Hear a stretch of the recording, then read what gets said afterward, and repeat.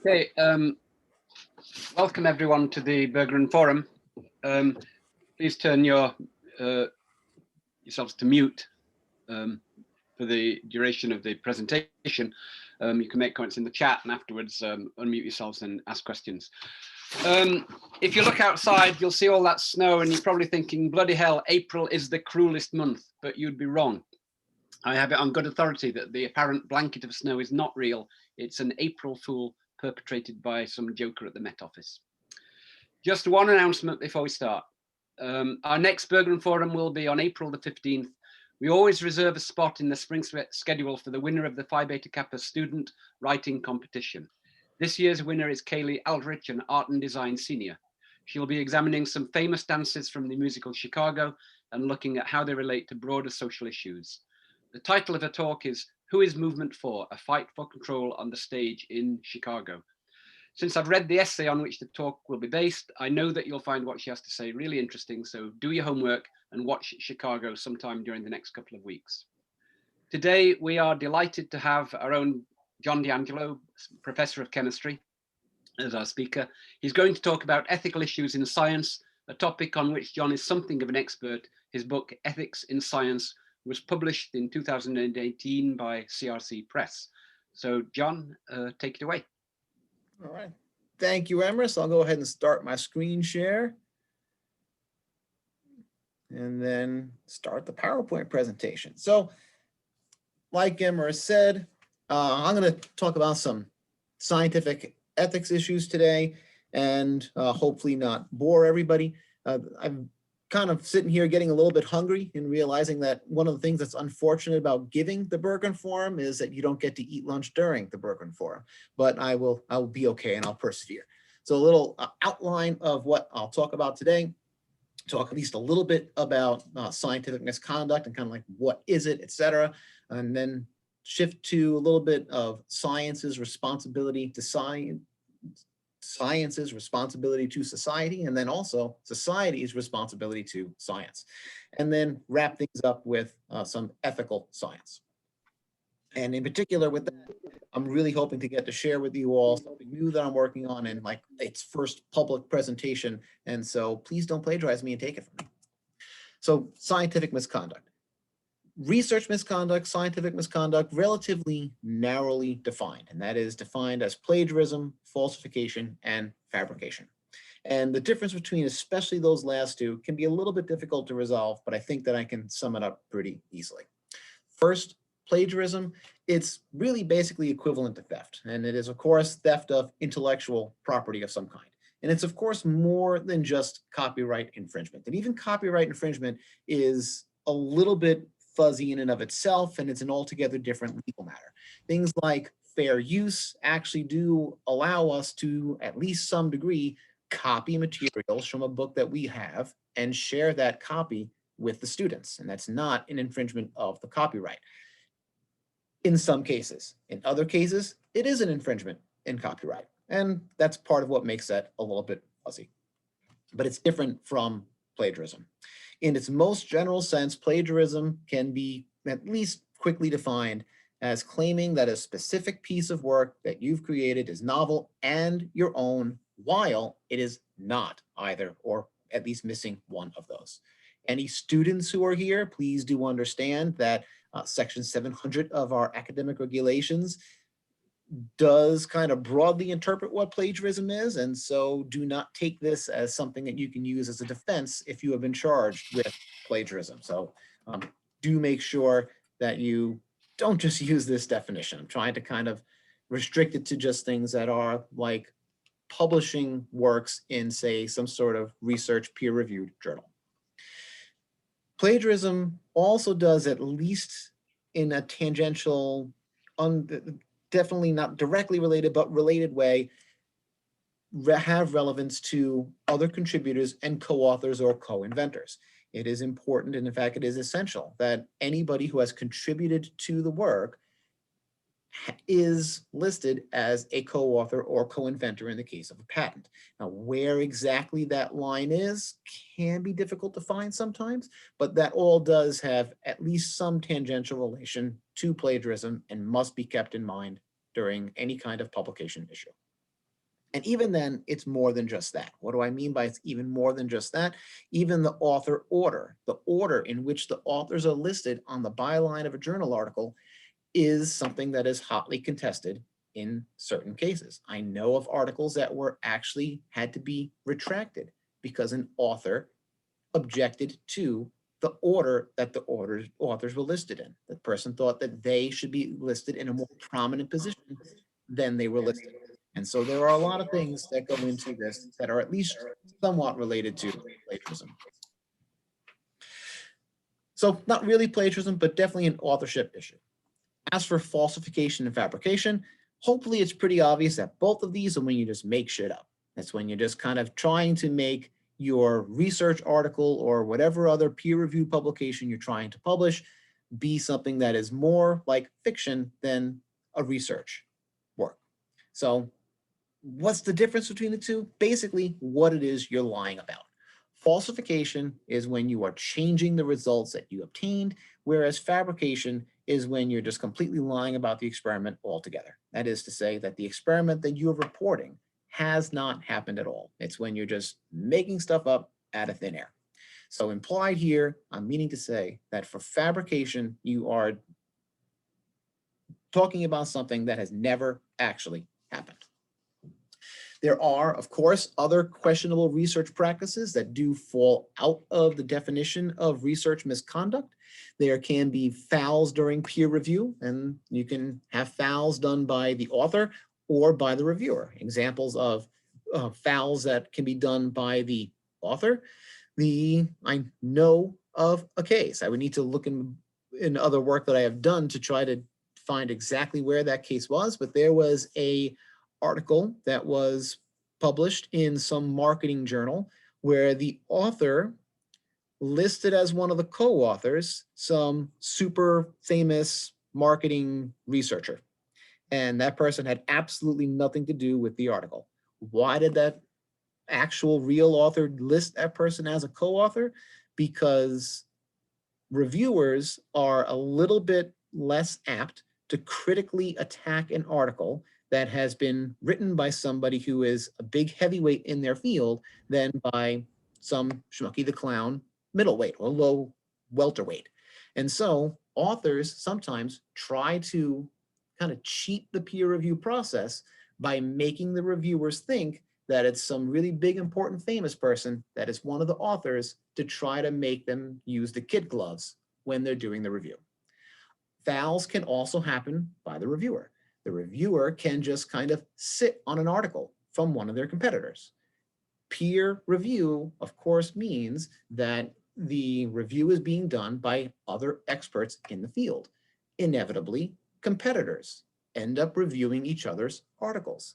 Yes, some journals, at least in the sciences, do allow you to request that the review goes to certain people or does not go to certain people. I don't know about the other fields, but at least in the sciences, that is something that is generally speaking allowed. But inevitably, a competitor is going to end up reviewing your work from time to time. And if that reviewer just sits on the review and delays the publication of your work, that is a foul on the part of that peer reviewer. There also can be conflicts of interest, and that probably actually is a perfect example of a conflict of interest. But financial conflicts of interest are not the only ones. There, of course, are personal conflicts of interest as well. When people hire family members or things like that, all these types of things are questionable research practices, but fortunately, in a lot of cases, there are mechanisms in place that are meant to try to inhibit or stem the effects or prevent them from actually manifesting into something that causes damage. I'm going to ask you all now to interact a little bit and navigate your favorite browser, whether it is Chrome or Safari or Firefox, whatever you want. Go to menti.com, and when prompted, enter in the code 93024268.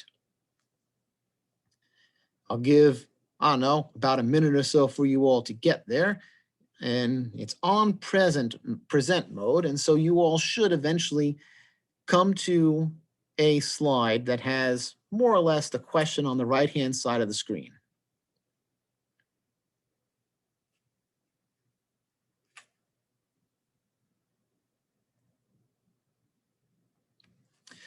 I am pretty sure that this also could be done with one of those polls, and I see answers beginning to come in. That's great. That means at least 2 of you have gotten there.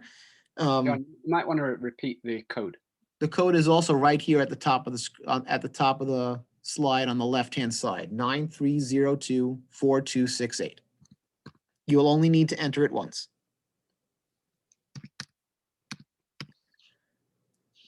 I opted to use this rather than a poll on Zoom because, well, I'm not sure that everybody knows about Mentimeter, and it's a really, really cool website. So answers are starting to come in here. And as people continue to answer, I kind of want to say that this is not something that is actually terribly uncommon. And part of why this is somewhat common, and I would answer A here, there is nothing wrong. This is both sound ethics and sound science. And I see now all of a sudden that one is starting to get more answers, and that's okay. I'm curious as to whether or not anybody who chose C or B, for that matter, is willing to share what it is that they feel like is not right or feels uncomfortable. It's okay if nobody wants to speak. It just kind of sounds like they're like double dipping, I guess, as far as the not good science, but it's ethical. Like one hasn't been reviewed, the method, but the next paper is using that method that hasn't been reviewed yet. Okay. I sense that there might be a little bit of a misunderstanding of how the peer review process works. And that's okay, because this is something that part of what I'm hoping comes from these discussions. In order for it to get accepted into the journal, it would have to get through the peer review process. And so I think that the issue of it not being reviewed would not really be the case, because it's getting through the peer review process in order to get into the journal. And so that point of review is happening in order for it to get published. And as for the double dipping part, there is absolutely something to be said. And I'm really glad that you brought that up. There is definitely something to be said about whether or not it would be to merge these into one collaborative paper. And that there certainly is a school of thought that says that is the better way to go. But just for the sake of argument, and at least maybe in part because I'm a synthetic organic chemist and I have interest in things like drug development, but let's imagine that these 2 papers that we're talking about here are about a brand new synthetic method that allows for a chemical change that is right now impossible. And now it is possible because of that paper. And the other paper is reporting on some sort of new drug that we're able to synthesize because of that synthetic process. Both the new drug and synthetic process are equally important. And more importantly, they're important to different crowds. And so that is a justification for splitting these up into 2 different presentations so that neither crowd misses it. And so that is why I would rank these as A, and this is actually sound science and something that is very common and should be common, in my opinion. This kind of scenario and then questions that I'm asking after it is what I tried to build around in the book that Emrys mentioned at the beginning of the forum when he was doing the introduction. And I try to make it interactive in the sense that I present the reader with these sort of hypothetical situations, and we'll see more of these in this forum, and then use that as the launching point to talk about both good science and good scientific ethics and bad science and bad scientific ethics. I'm going to move on to the next question. And if I hit the right button here now, it should tell you that I have changed the slide, and go ahead and submit to that and let it change the slide for you. And now you should see this new question here. I'll save you all from reading it to you.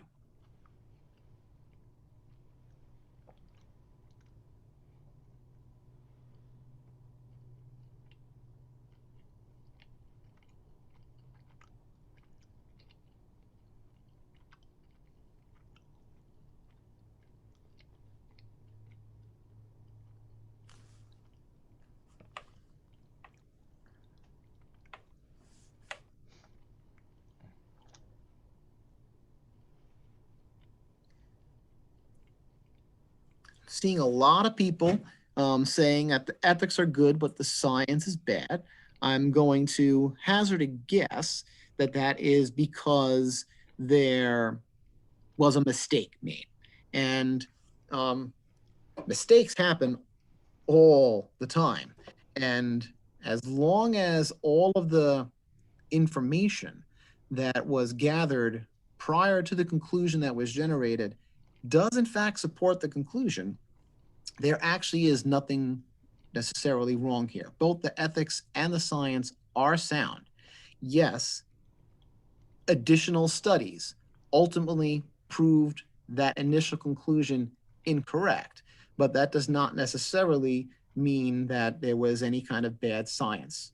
We did the best that we could with the tools that we had at the time, and so we're not going to be able to do better than our tools allow us to do.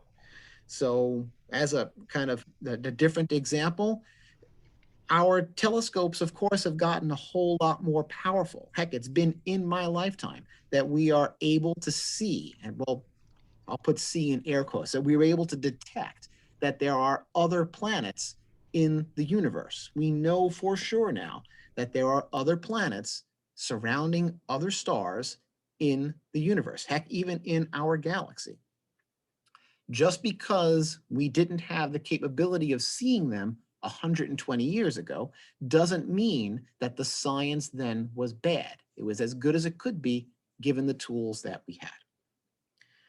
I'm going to move on to the next one here. And that now should be allowing you to see it on Menti.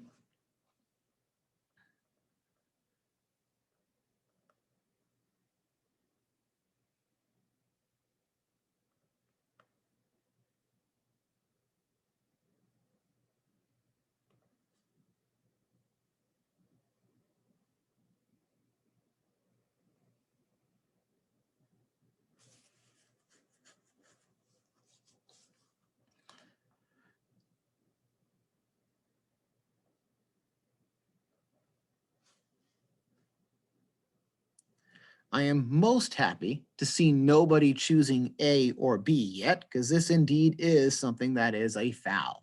This actually even has a specific name to it. This is called self-plagiarism. Yes, you can, but you should not plagiarize yourself. So self-plagiarism is a real thing. And even if you write a new introduction that has current references, that is not sufficient in order to make this something that is now a new work. And so this would be self-plagiarism, and this would indeed be an ethical violation. I'm going to move on to the next one, which Menti should now invite you to see.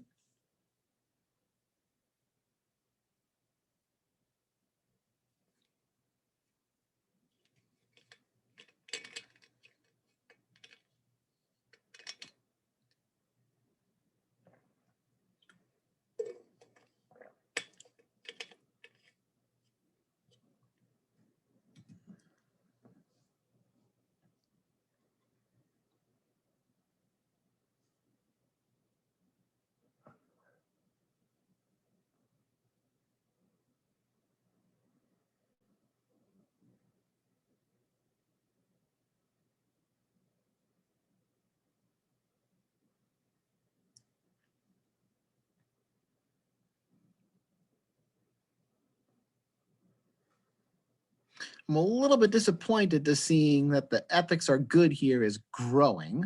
The reason being that just because the theoretical yield was 8.4 grams does not necessarily mean that you're going to get a really good yield of 7.3 grams. There certainly are a large number of chemical reactions that do not always yield the desired product in a very large amount. Now, we try as hard as we can to optimize those kinds of chemical reactions, but that's not always going to be the case, that we have a good yielding reaction.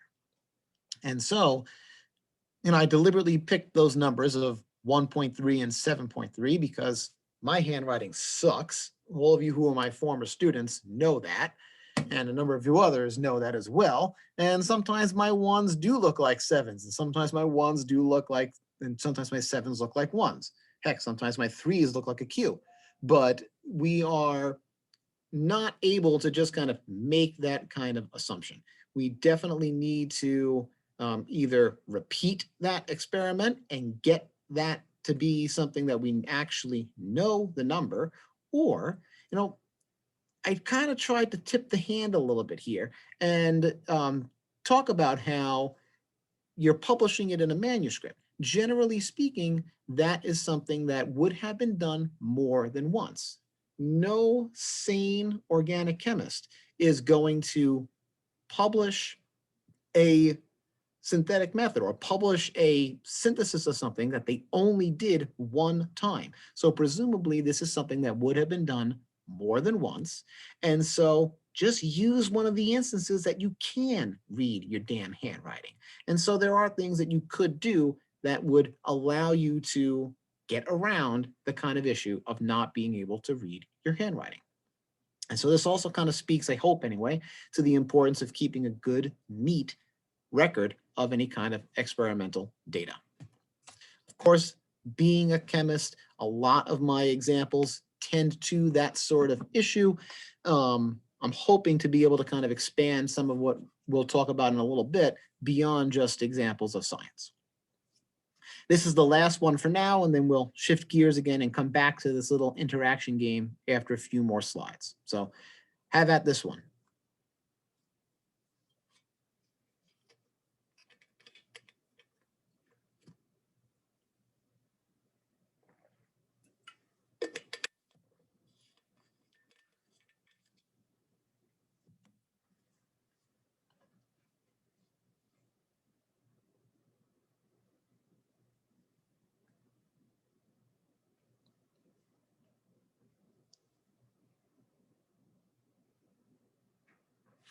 All right, good. We're off to the races here. I'm satisfied that everybody's kind of going to be saying more or less the same thing here. This is indeed an ethical violation. It doesn't matter how much of an insufferable ass this person might have been.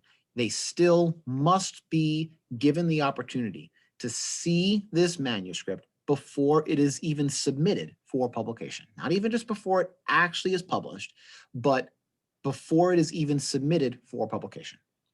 Journals have been slowly but surely tightening a little bit on this sort of issue. And they do that by having the submitting author provide to the journal, at least in the sciences, and I suspect not just the sciences, contact information, email contact information for the other co-authors of that manuscript. And generally speaking, more and more journals are wanting it to not be some sort of Gmail or Yahoo or Hotmail or whatever kind of email account that we can get that is not some sort of professional email account. Why? Because if we go back to that case that I was telling you about before, where we had that researcher who just used a super famous person as a co-author to try to get their article an easier pathway through peer review, there's nothing that would stop me other than ethics or from just creating an email account for Roald Hoffman over at Cornell, who is a Nobel laureate, and make it some kind of Gmail account that I am the one that's in control of. And then when I read that message as him from the journal, I can just click, yeah, I approve that article. That's really me. And so journals are more and more trying to restrict and close out that avenue to being able to cheat. All right, I'm going to go back to presentation mode on PowerPoint. I'm sorry that that window keeps popping up.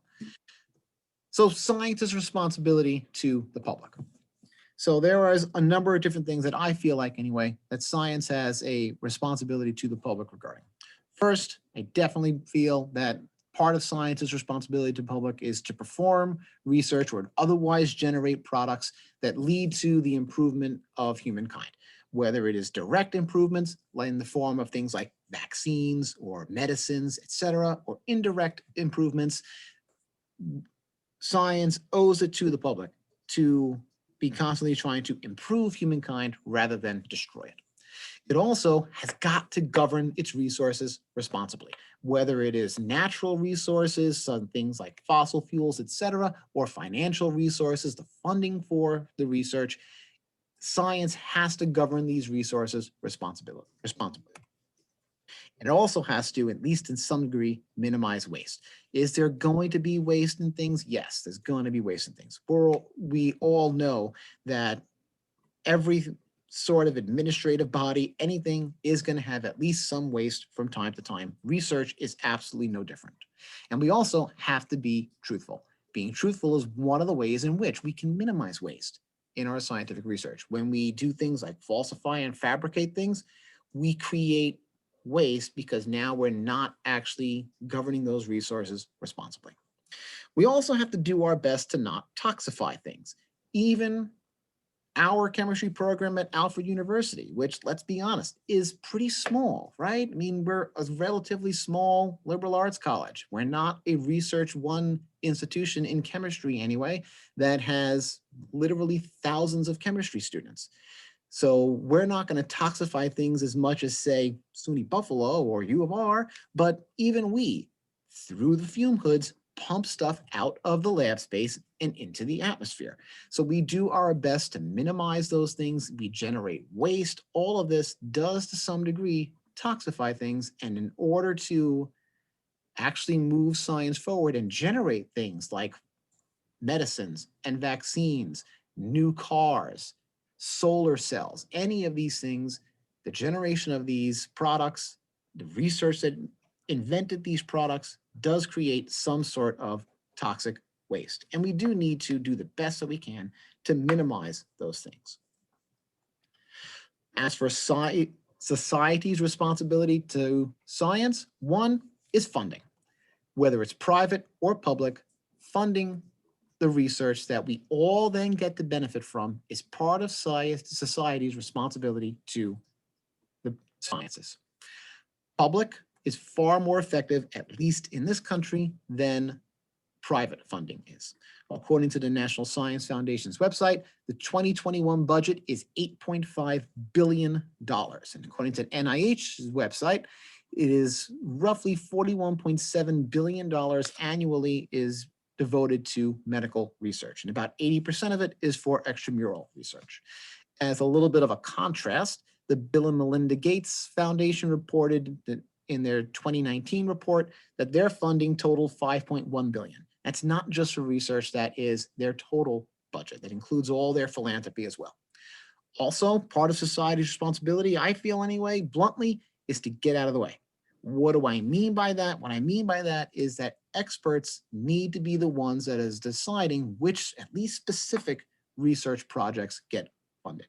It should not be something that congresspersons or non-scientists are deciding, like, for instance, which study that is trying to investigate anti-cancer compounds gets funded. That is something that is best left to the experts, because it is the experts that are able to evaluate which projects have the best chances of succeeding.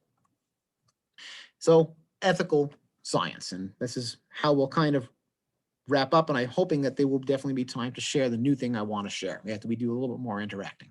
So ethical science is definitely a step beyond just simple research misconduct or the other questionable research practices. And what I mean by this is to kind of ask the question about whether or not there is some research that just shouldn't be done, or are there some products that just should not ever be made? Things like atomic weapons, of course, is going to be something that leaps to mind for at least the products that should not be made. But these are the types of things that I think do begin to encompass ethical science. And I very strongly believe that there is absolutely no point that is too soon to start teaching this. If you're going to start teaching about science, you should definitely be teaching about the responsible use of science and the responsible ways to do science.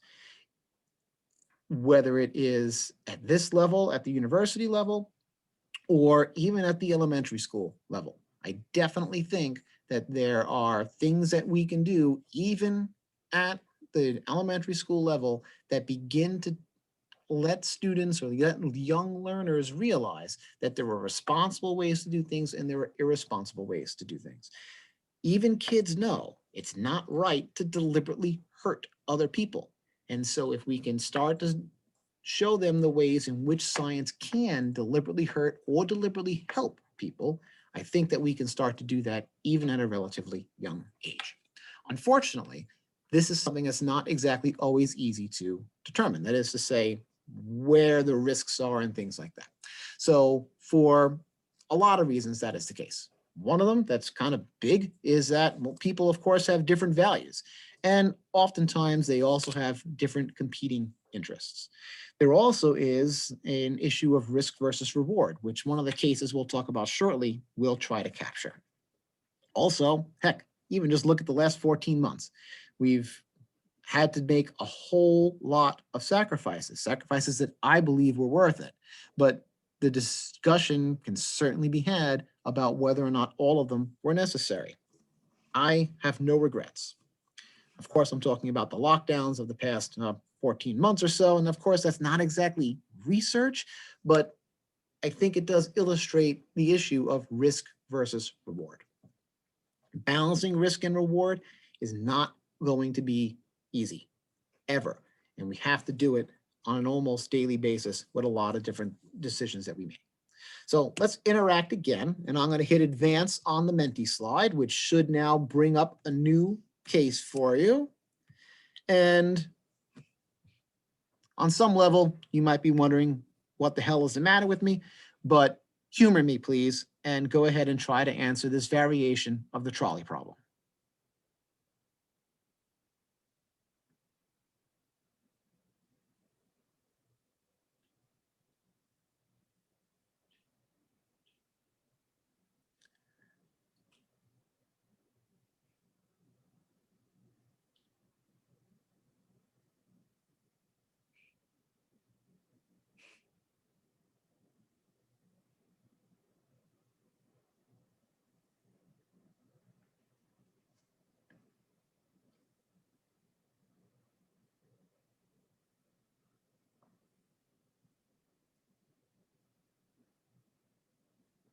Well, I have now presented this particular question on a number of different cases, and this is the first time that I'm having such an overwhelming response on one answer for this. Usually there's a good scatter shot where no one of these choices gets any kind of majority, or at least no one choice has ever gotten above 50% before, like is happening right now. So that kind of throws off a little bit exactly what I wanted to try to talk about with this question. What I was hopefully going to be getting at with this question before everybody kind of threw me a curveball and answered the same way almost, is that this has at least some relation to the self-driving car. In order for the self-driving car to come into fruition, how to respond in this kind of scenario is going to have to be determined by that car in the moment, or it's going to have to be pre-programmed.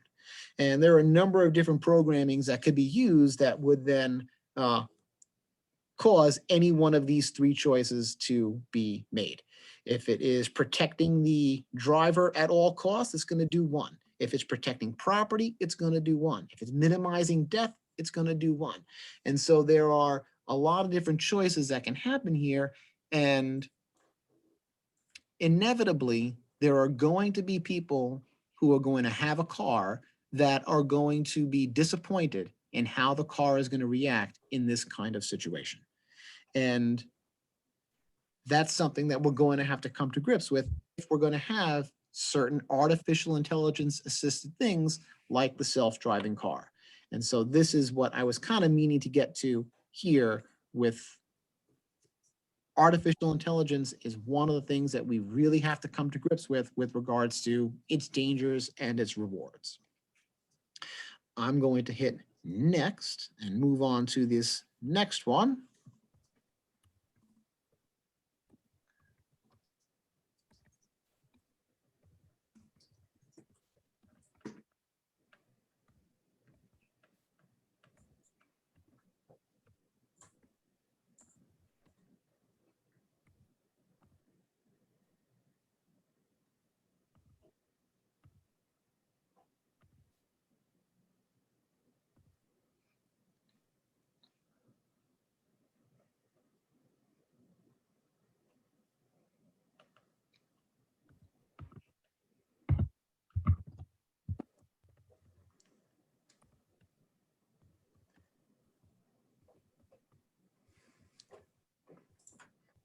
So I see already, and you all can see the slide as well. So hopefully it's pretty clear that, yeah, this host of side effects just to fix sensitive teeth. I mean, sure. I mean, I get it. I have sensitive teeth too, but the toothpaste that I use, the Sensodyne or the Colgate sensitive teeth, works perfectly fine. And even if it didn't work perfectly fine, I'm really not sure I can tolerate losing very much more of my hearing, having seizures, and bleeding from my eyes just to make my teeth stop hurting. I think that I would go with having my teeth stop hurting, even if I had to dramatically change my diet. But how about this one?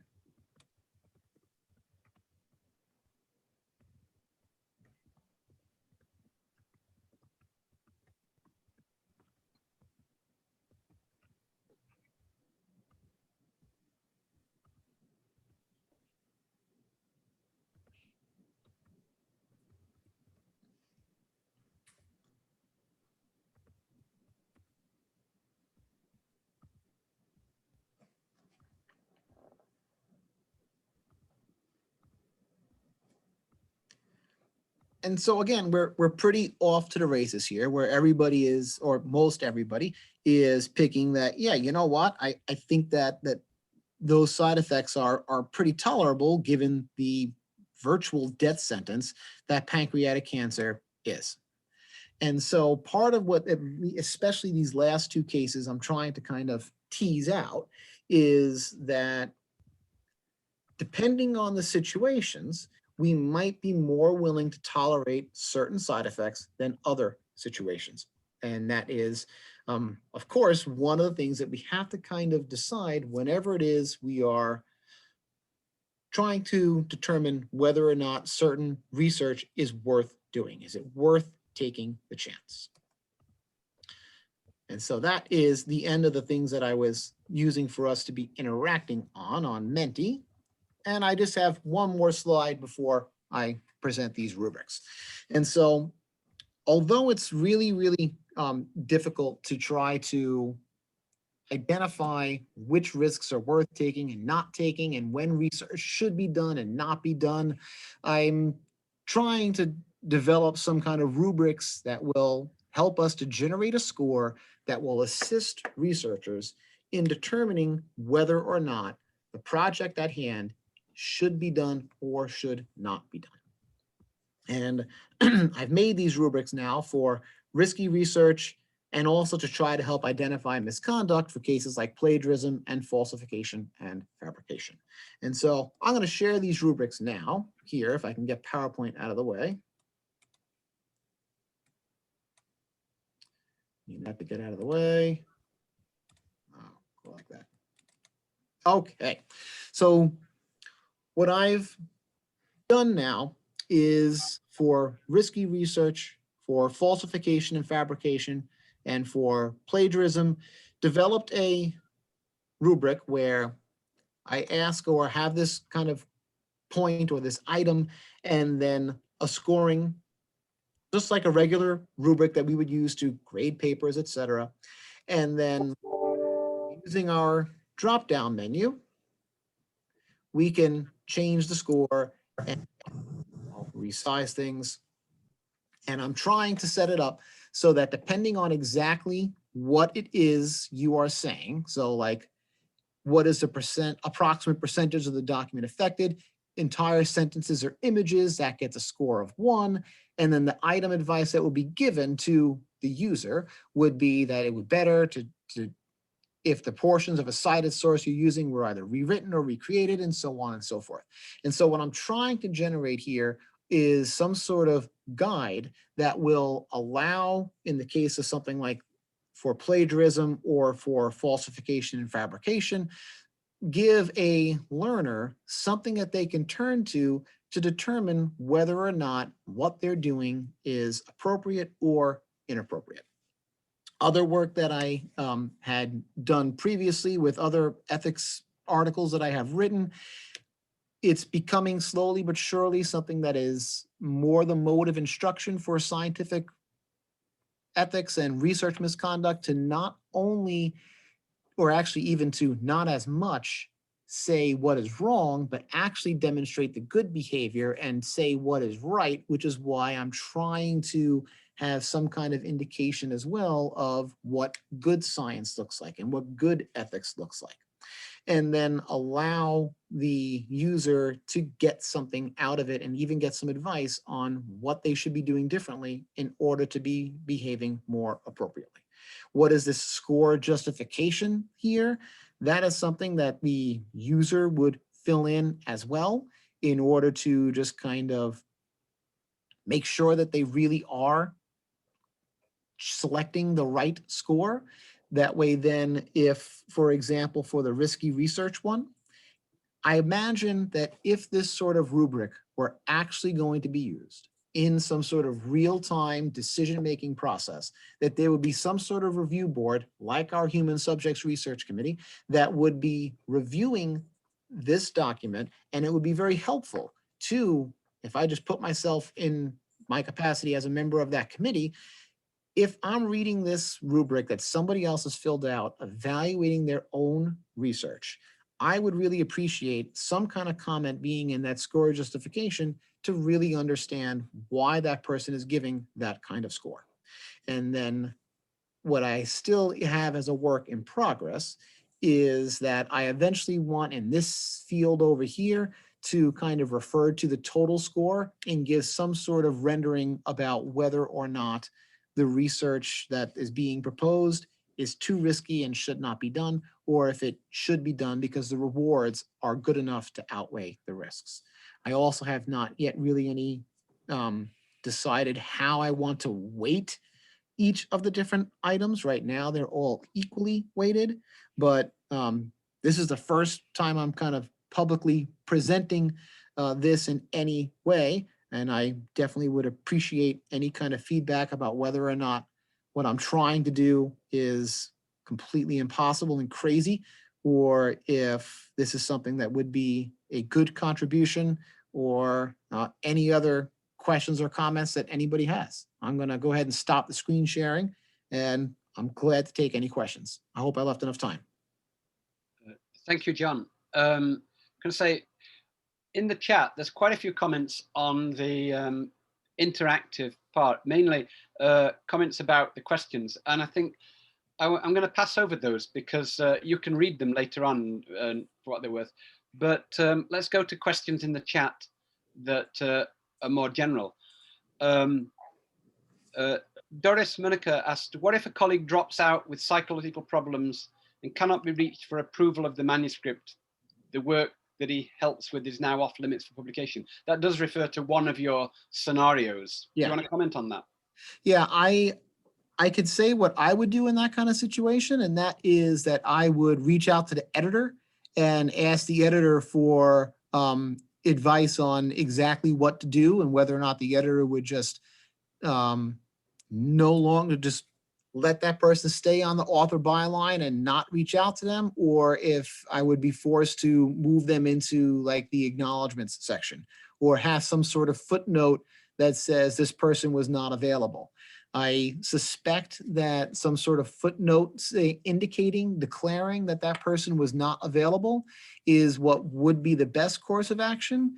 There was work that from my PhD work that got published few years after I had graduated, and by then one of the co-authors had passed away, and there just was a little footnote that said deceased and then the person's death date. And of course, Rafal was not able to review the manuscript before it was published because he was dead.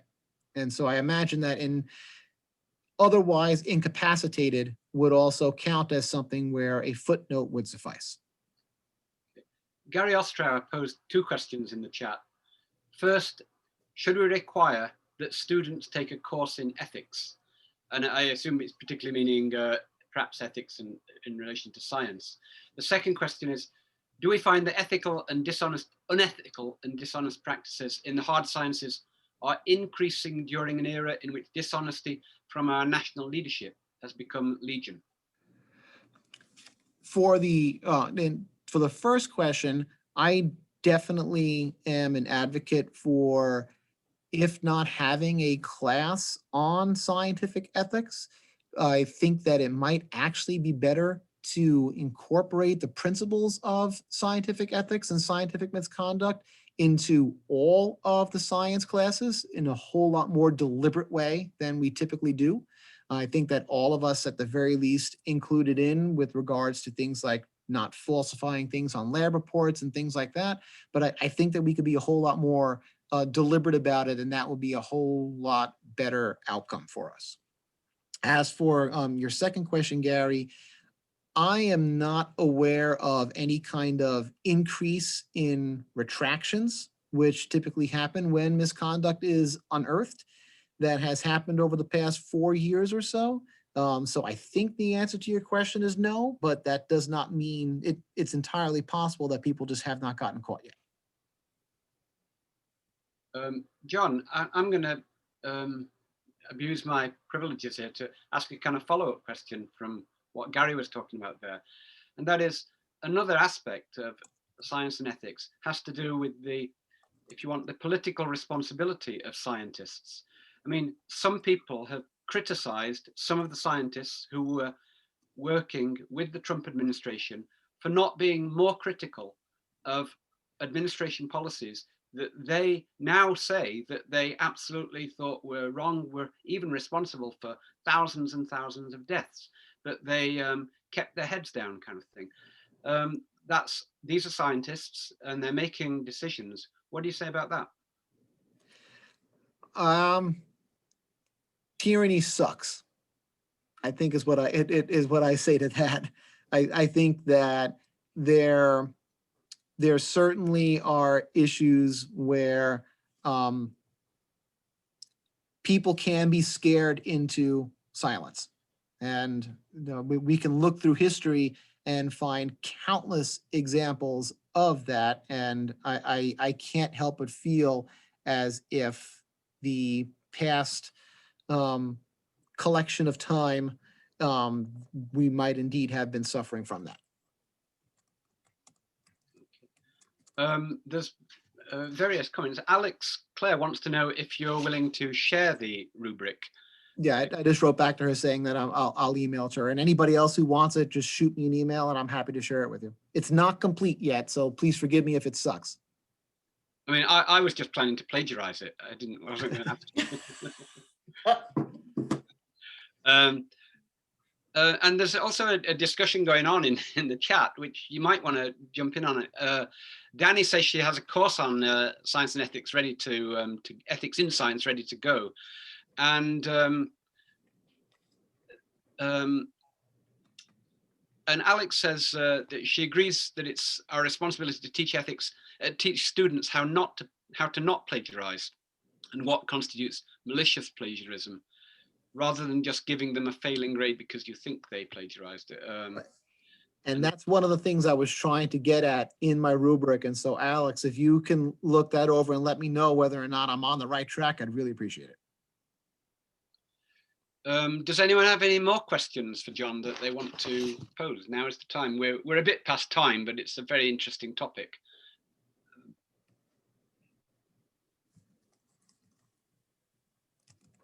Okay, well, let me say this, that as always, the Berggren Forum will be posted on the Alfred University YouTube channel in due course, probably in the next day or two. And so if you weren't able to hear all of this, or you want to go back and cover some of it again, like getting a handle on John's rubric, you'll be able to do that. But in the meantime, I'd like to thank John for a fascinating presentation. And also, John, thank you for introducing me to the interactive Mentimeter, which I can imagine using in class in future. I love it. It's wonderful. Thank you, everybody.